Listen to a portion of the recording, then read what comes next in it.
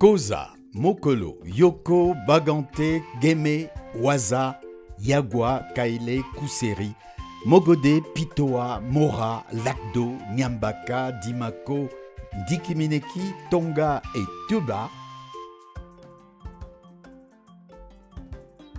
Au total, elles sont 18 communes camerounaises, engagées inexorablement dans la lutte contre les changements climatiques par la restauration des espaces dégradés.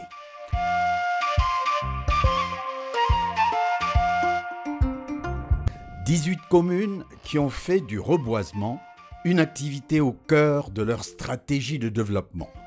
18 communes au cœur du projet Reboisement 1400, mis en œuvre par l'Association des communes forestières du Cameroun via son partenaire technique qu'est le Centre technique de la forêt communale sur financement de l'Union européenne.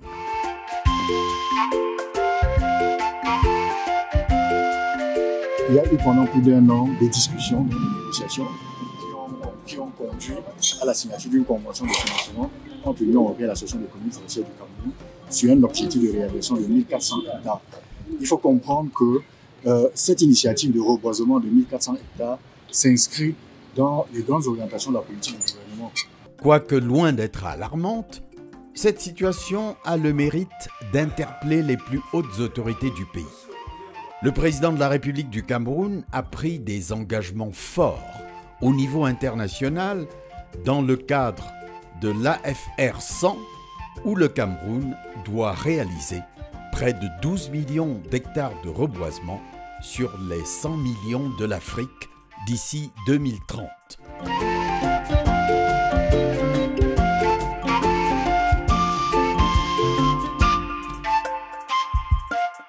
Il ne faudrait plus parler du projet 1400, mais du projet 3000, puisqu'en fait, à la fin du projet, nous aurons dépassé les objectifs initialement fixés de plus de 100%. Donc c'est un vrai succès, un grand succès, je pense, de ce projet.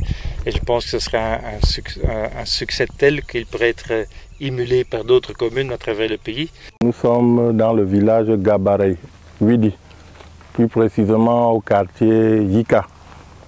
Ici, nous avons eu à reboiser sur une superficie de 20 hectares.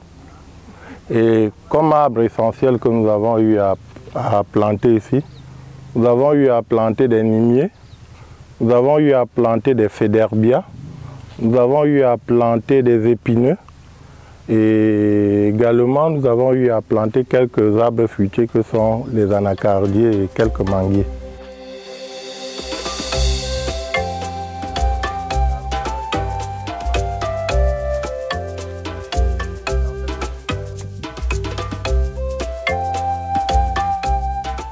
Les communes de Baganté dans la région de l'Ouest, Koza et Waza dans la région de l'extrême nord, Lakdo et Pitoa dans le nord, sont des exemples palpables du succès de l'exécution du projet R1400 sur le terrain. Des communes témoins qui ont vu, comme les autres inscrites dans ce projet R1400, la nature renaître de ses cendres à la faveur du développement de centaines d'hectares de forêt issus de l'opération de reboisement initiée par le projet.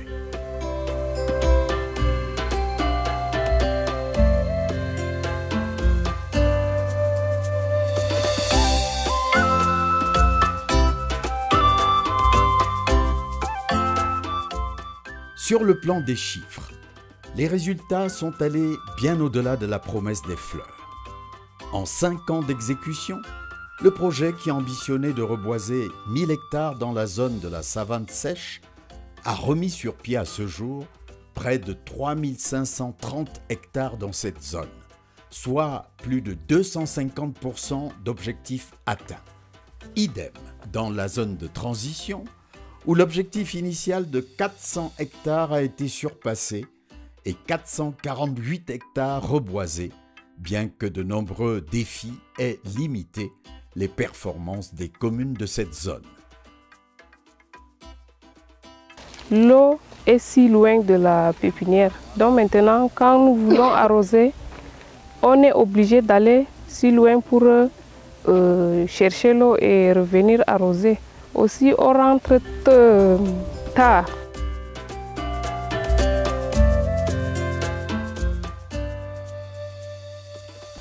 Les premiers financements ont commencé en 2019 où nous avons reboisé 42 hectares de nilotica. Bon, on a fait ça en forme de regani. Bon, nous avons recruté les élèves pour les opérations de piquetage et de mise en terre. Bon, avec nos pépinéristes locaux, nous avons aussi eu à acheter les plants. Bon, nous avons aussi recruté les femmes pour les opérations d'arrosage. Et c'était exclusivement les femmes pour cette opération-là. Et nous avons aussi eu à faire les opérations de sarclage. Au total, ce sont 3 978 hectares de forêt qui ont été restaurés pour un taux de réussite de plus de 70%, tel que constaté par les différentes missions d'inspection et d'évaluation déployées sur le terrain. C'est un bilan complètement satisfaisant. Nous avions dépassé les objectifs qui ont été attendus. Nous avions suscité de l'intérêt de beaucoup de communes. Aujourd'hui, nous sommes en train de formaliser un nouveau programme avec les communes du Logone et du Mayo d'Anaï pour faire une muraille verte qui va aller de Maga jusqu'à Blanga sur près de 475 km de champs, près de 12 communes, en restaurant les berges du Logone, mais aussi en développant des plantations forestières et agroforestières dans toutes ces communes, avec un objectif de lutte contre la pauvreté, mais également de restauration dans les espaces dégradés. Mais aussi, nous travaillons sur un autre vaste programme avec des communes méridionales. L'objectif, c'est de surveiller 2 400 000 hectares à partir des images satellites. À l'origine, il était question de reboiser 1400 hectares, mais nous sommes allés au-delà de 3000, dont les résultats sont entièrement satisfaisants. Ce projet m'a beaucoup marqué. Je remercie les Unions européennes et les républiques camerounaises qui ont appliqué ce projet. Au centre de santé, par exemple, nous avons beaucoup de plantes. Et grâce à ces plantes, nous, les personnels aussi profitent l'ombre de ces plantes pour se reposer.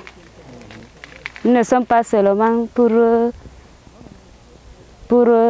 traiter les patients. Les plantes aussi, souvent, s'il n'y a pas assez de travail aussi à l'hôpital, on prend aussi notre temps pour traiter aussi les plantes. Ces arbres ont réussi, on n'a pas besoin de vous le dire, c'est visible à l'œil nu. Et vous voyez déjà le produit qui est là, l'anacarde, le produit qui est là. Ça veut dire que ça commence déjà à sortir au bout de quelques années.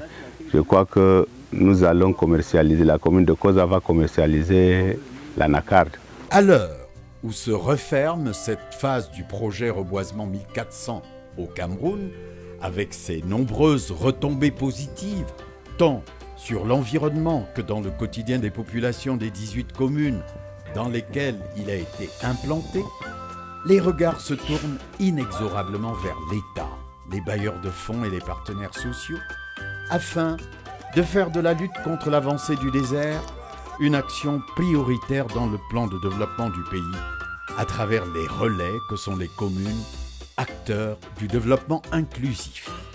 En ligne de mire, le projet Muraille verte du Logone, qui vise à capitaliser de façon pérenne les acquis du projet Reboisement 1400.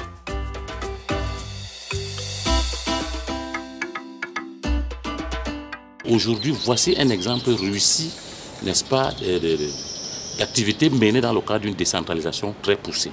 Nous souhaitons donc que tous ces partenaires regardent concrètement, de façon objective, les résultats que les communes ont pu obtenir et qu'aujourd'hui, celles des communes qui n'ont pas pu bénéficier de ce projet entrent dans la mouvance et que nous continuions la pérennisation des acquis dans celles qui sont déjà engagées de plein pied. Et ce serait une déception que ces maires-là soient abandonnés à eux-mêmes.